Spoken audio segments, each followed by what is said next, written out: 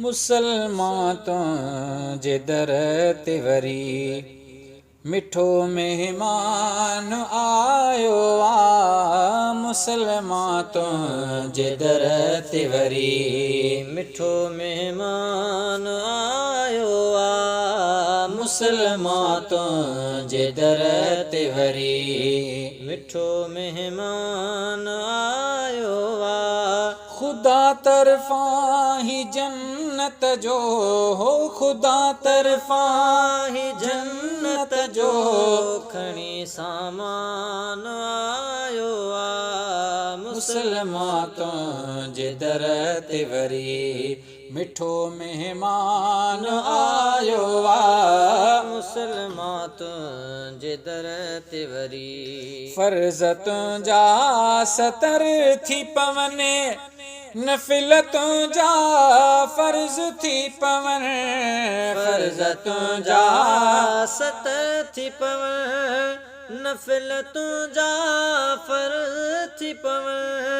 इबादत में मज़ो आहे हो, इबादत में मज़ो आहे। मिठो रमज़ान आयो आ। मुसलमान तो जे दर ते वरी मिठो मेहमान आयो आ।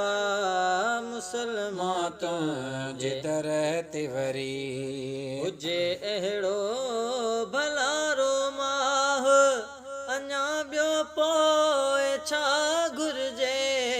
हुजे अहिड़ो भलारो मां, अञा ॿियो पोइ घुरिजे छा। इज़त उनखे मिठा तूं ॾे हो, इज़त उनखे मिठा तूं ॾे। बणिजी ज़ीशान आयो आ। मुसलमान तो जे दर ते वरी मिठो मेहमान आयो आ। मुसलमान तो जे दर ते वरी मिठो मेहमान आयो आ। खुदा तरफा जन्नत जो ही ओ खुदा तरफा ही जन्नत जो खणी सामान आयो आ। मुसलमान तो जे दर ते वरी बहारनि जी पुगी मौसम, ठरी दिलि पई सफ़ा आहे। बहारुनि जी पुगी मौसम, ठरी दिलि पई सफ़ा आहे।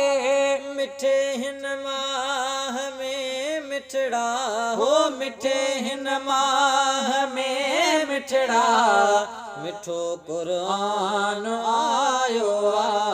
मुसलमान तो जे दर ते वरी मिठो मेहमान आयो आ।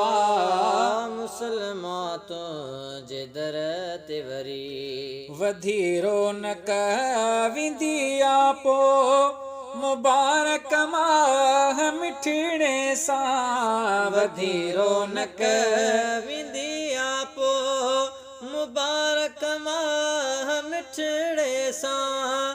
महीनो ही भलो फरमा हो, महीनो ही भलो फरमान आलीशान आयो आ। मुसलमान तो जे दर ते वरी मिठो मेहमान आयो आ। मुसलमान तो जे दर ते वरी खुदा तरफा जन्नत जो ही हो, खुदा तरफा जन्नत जो ही खणी सामान आयो आ। मुसलमान तो जे दर ते वरी मिठो मेहमान आयो आ। मुसलमान तो जे दर ते वरी